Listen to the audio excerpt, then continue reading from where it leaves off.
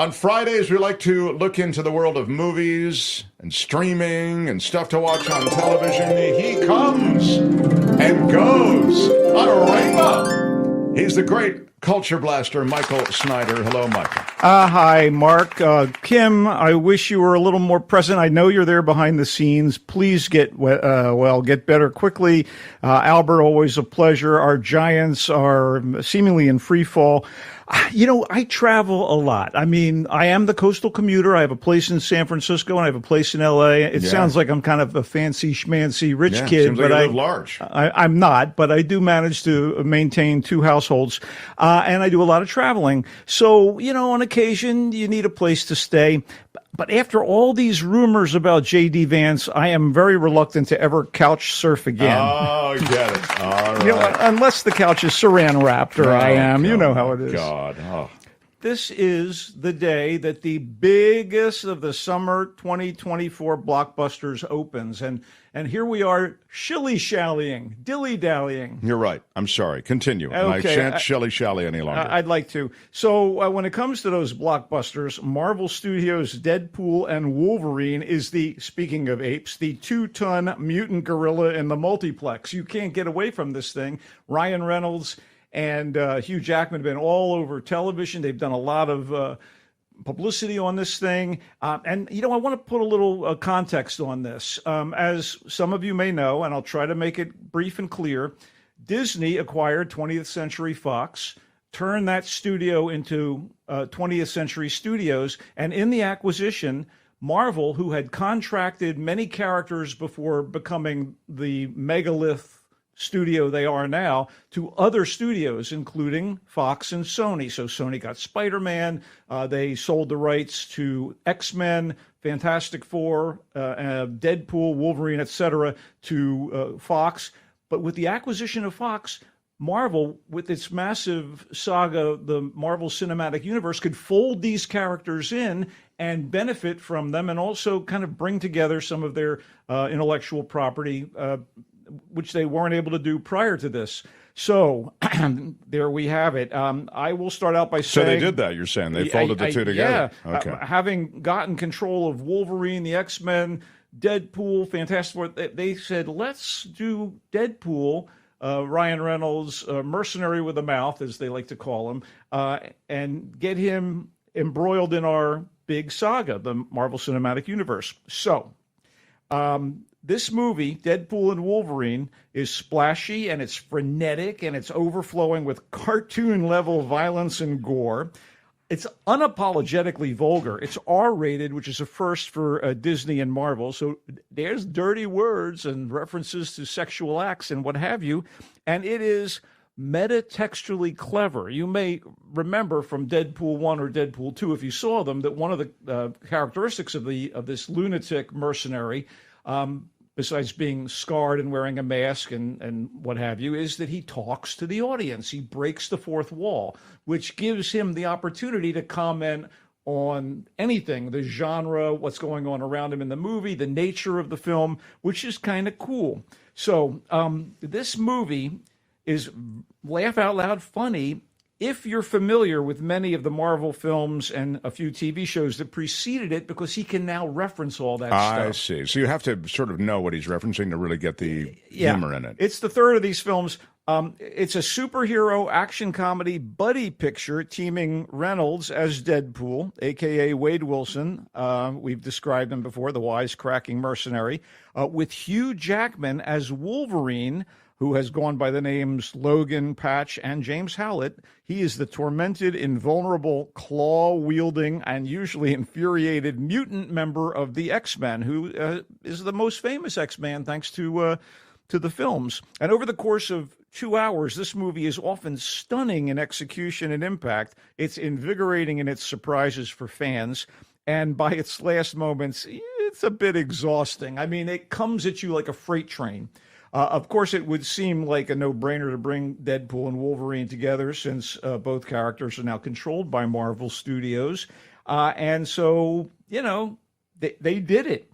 In a lot of ways, this is a celebration of Marvel's 20th Century Fox-produced movies, by the way, since they're now legally able to fold the IP into what they're doing.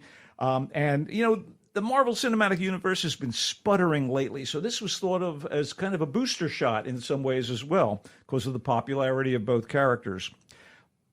Plot-wise, there are issues. Wolverine died at the end of the very good and very moving James Mangold-directed 2017 film Logan. So there's a problem making this team-up happen. But this is a comic book movie, Mark. Well, but even in comic books, they explain Superman comes back to life or something, in some right? way. They generally do they? Sometimes dead is dead, but not in comic books. Citizen Swain says violent beyond reason. Right. I told her not to join me for the screening, and she came anyway. I promised she wouldn't enjoy it. I did enjoy it. Okay, so Marvel's Time Variance Agency, or TVA, is cleaning up divergent timelines. And because the death of the Wolverine from the Fox movies is undermining Deadpool's timeline, a guy named Mr. Paradox, who was a rogue TVA middle management dude, played in perfectly unctuous suited fashion by Matthew McFadden of Succession.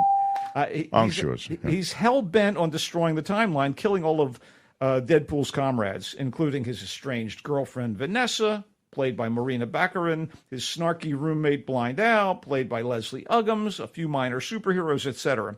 So Deadpool's Leslie Uggams is in it? She is. She plays Blind Al, Deadpool's roommate, and has in the other two Deadpool movies that were released via Fox. So anyway, Deadpool's desperate. So he decides to find a live version of Wolverine in an alternate universe and bring him back to save the timeline. All right, so they explain how. Yeah, it's in universe explanations. All right. So eventually, the superpowered odd couple ends up in the Void, which is a wasteland where they encounter a villain played by Emma Corrin of The Crown, and this villain is related to a renowned X-Man. And there are also a slew of familiar allies and foes, which is the sort of thing that charges up the fans. Oh, who's going to pop up here? This is going to be exciting. Reynolds and his screenwriting collaborators, including the director Sean Levy, who, by the way, did Night at the Museum, and with Reynolds' Free Guy, they're very aware of the Marvel movies, of all of them, the Fox ones.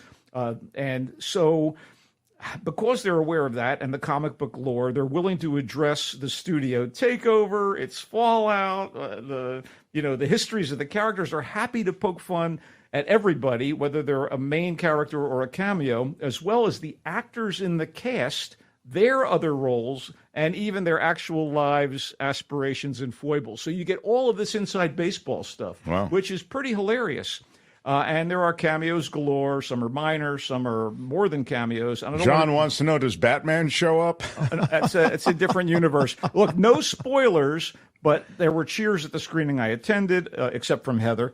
And it's all a little sloppier, haphazard in the plotting. But what do you expect from such a melange with multiverse hijinks, alternate versions of heroes in alternate timelines, and two essentially invulnerable, insta-healing heroes slicing and stabbing one another, and of course they're mortal enemies in some particularly sensitive locations. Yeah, come for the fight scenes, stay for the bromance. I will just wrap up by saying it's like a superhero 48 hours, with Jackman's Wolverine doing Nick Nolte and Reynolds' Deadpool doing Eddie Murphy. And the inside Hollywood banter is straight out of here's a reference, Bob Hope, Bing Crosby road picture. Wow. The jokes are aplenty. It was a blast. Michael, plot is not important, says Luis, is just a vehicle to bring Wolverine and Deadpool together on screen at the same time.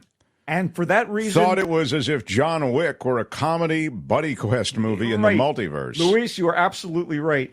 By the way, regarding physical damage, these guys are more durable than Daffy Duck or Wile E. Coyote. I'm telling you, honestly. They take a licking and keep on ticking. They do indeed. Metatextual was a word that you used, and I will ding it. I wish I could ding it 100 times. I've never heard it before, and it's quite strong. I have to say, in the Void, where our dynamic doofuses end up at one point, it features like former heroes from Marvel and whatever, and villains, and also landmarks like a gigantic 20th Century Fox logo, which is buried in the shifting sands, because that company no longer exists as it was. That's great. There are more Easter eggs than, I don't know, a Pentecost party on the White House lawn. Tom says that review was longer than the movie. You are correct. Hey, all right. It's Michael Snyder getting razzed by Tom. It's a fangasm. Okay. Haters and wimps need not bother. It's in theaters. Okay. What else you have for us? I'll try to get a little more down to earth because, I hear the whining and complaining about the Marvel and what have you. Right, exactly. Okay, so shot in digital-wise, economical fashion last summer in the culturally diverse community of Fremont, California, Didi takes a hard look at a nerdy Taiwanese-American kid's kind of helter-skelter, pitfall-strewn adolescence during the summer of 2008, when MySpace was fading but still kind of a chat-heavy online destination for some. Facebook was really gathering steam as a social media hub, and a burgeoning YouTube, our platform of choice, had achieved traction as a place for aspiring content creators to go public with their experiments. Now, Didi, written and directed by Fremont native Sean Wang, is clearly semi-autobiographical, offering an unvarnished take on a would-be skateboarder and videographer, 13-year-old Chris Wang. See, they share last names. And when the angst-ridden Chris isn't bickering with his older sister, he's contemptuous of his traditional Taiwanese mother and grandmother, who call they call him by the nickname Didi.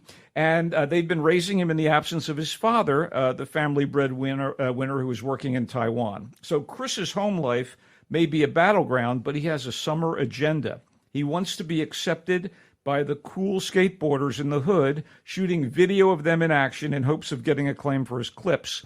If Chris has to leave behind a few friends, fellow freaks and geeks who razz him most of the time to raise his status, he's kind of cool with that. I mean, they call him Wang Wang, and I don't think that's in a flattering way. Okay, so Chris also wants to convince the girl he's been crushing on to go out with him. None of this will be easy to make happen for the kid, but all of it rings true as it painfully plays out on screen. A young actor named Isaac Wang, man, there are so many Wangs involved in this project. He plays Chris in uncomfortably real fashion. He's like a hormonal bundle of pubescent turmoil, this guy.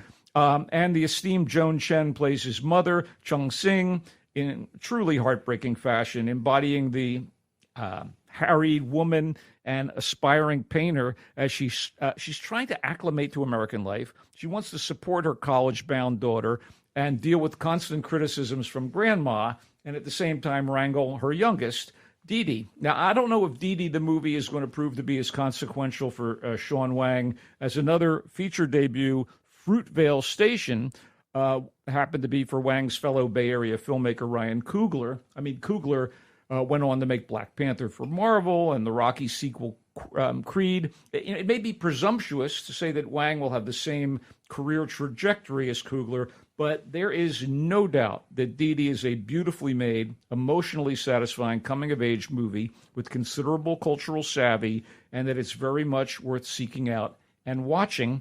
It is in select theaters today in New York and Los Angeles and opens in San Francisco next Friday. Didi. So does he grow up and become a wealthy, successful guy, or we don't see that? We don't see that. We just see the kid as struggling. As he's confronting adolescence. Oh, that's sad. No, there's nothing sad about it. It's a coming of age. Will I be okay with this? I can't take any more melancholy, man. Oh, well, here's a cure for melancholy right now. Okay. Starve Acre is the latest example of UK folk horror cinema, which is kind of becoming an active subgenre of films lately. And this time it's set in a rural area of the British Isles during the 1970s. In other words, Mark, there are no computers or cell phones, which might be the scariest thing about the movie. Okay, I kid. And speaking of kids, our two leads, a youngish husband and wife played by Matt Smith from House of the Dragon, The Crown, and Doctor Who, and Morfydd Clark, star of the great film Saint Maud, and also she's the lead elf Galadriel in Amazon's Lord of the Rings, Rings of Power series. They have one kid, and when the movie starts, it's clear that he is a problem child. The family had moved from the city to a house in the country where Richard, the husband, spent a rather difficult childhood, but he and wife Juliet agreed that it might be a good place to raise son Owen. It turns out to be a bit of a miscalculation, since beneath the fields adjacent to Richard and Juliet's house, something very old and mystical might be lurking, and this entity may or may not have the family's best interest at heart. And that family includes Juliet's sister, Harry, who comes to stay for a bit when things get wonky in the aftermath of a tragedy. So a writer-director, Daniel Koketajlo, isn't reinventing the wheel or reinventing the Wicker Man, for that matter, with Starve Acre, but he does have a good command of mise-en-scène, an eye for the forbidding countryside, and actors to truly deliver the discomfort. Smith and Clark are in tune with the material, as is Erin Richards from The Crown and Gotham as Harry, the sister, and Sean Gilder is quite good as an elderly gardener prone to spinning unsettling tales of local supernatural lore. If you're starving for a bit of that British horror, Starve Acre should quell your hunger for a little time. It's in select theaters and available today for streaming on demand. Oh, it is available for streaming. All right, what else do you have? I think you have one more for us. Yeah, I have one more film, and we'll zip right through that one. And this might be the one that you have the most interest in. We'll wrap up with a brief endorsement of an unlikely World War II thriller from Norway about a little-known aspect of the war effort, the civilian merchant ships that carried military supplies to the Allies through enemy waters while being threatened by German fighter planes and subs.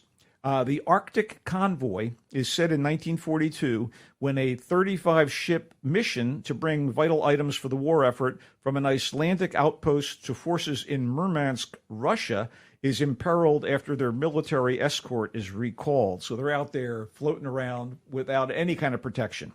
So on the lead ship, the captain insists on proceeding to Murmansk, while the first mate wants to head back to Iceland and relative safety. As the ships scatter to avoid the attacking German forces, we stick with the lead vessel on the chilled Arctic seas, where the crew will have to survive the elements as well as the enemy.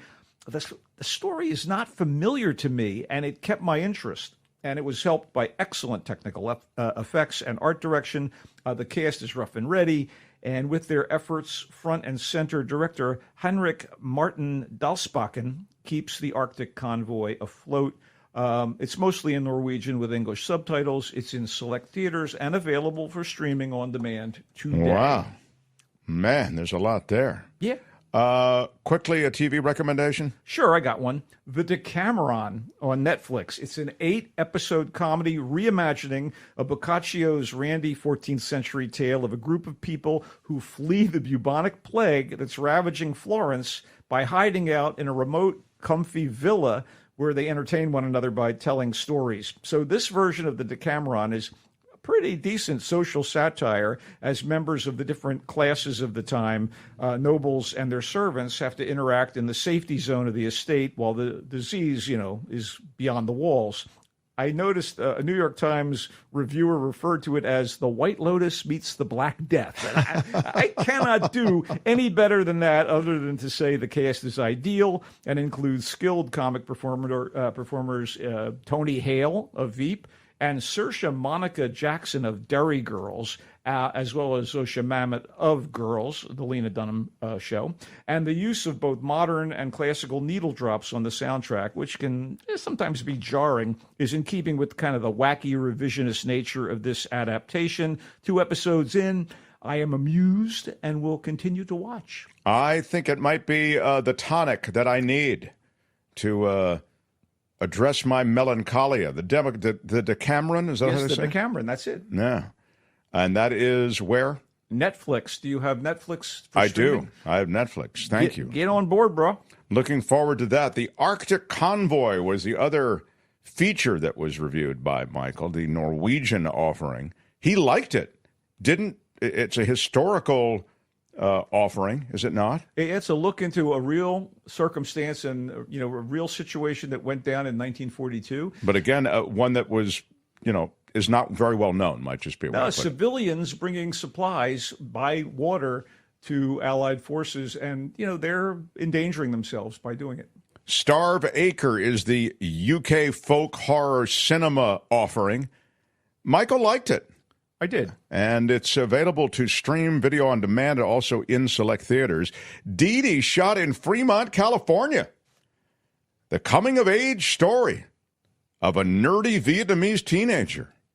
It speaks to me, Michael, and I'm going to see that, but I can only see it in select theaters. Am I right? Yes, and he's Taiwanese. Get your eases together. Oh, sorry about that. That's fine. That won't affect my enthusiasm to see the film. No, it's actually my favorite film of the week, although obviously like I said earlier, I fangasmed at Wolverine and Deadpool. Yeah, you really, well, that's right in your thing. Yeah, Deadpool and Wolverine, and Deadpool. It was good fun for me. A nightmare for our friend Heather. Deadpool and Wolverine. Wolverine was dead, but not in another universe. If you go through the right wormhole and you know. Yeah. The TVA has these devices that let you go from universe to universe. Whatever, They're handy. Whatever. I know, it's all hand wavium. Anyway, Deadpool and Wolverine in theaters. Very cool. You can read Michael in the Voice of San Francisco. Check out his column on any number of things. He obviously does the movie and entertainment reviews, but beyond that, he writes and opines on any number of things. TheVoiceSF.org is where you can find it. TheVoiceSF.org. He's here with us on Fridays. He comes and goes on a rainbow. Michael, farewell, my friend. See you, buddy, and come on, Giants. Oh, wait. Go Niners. That's how desperate I am right now.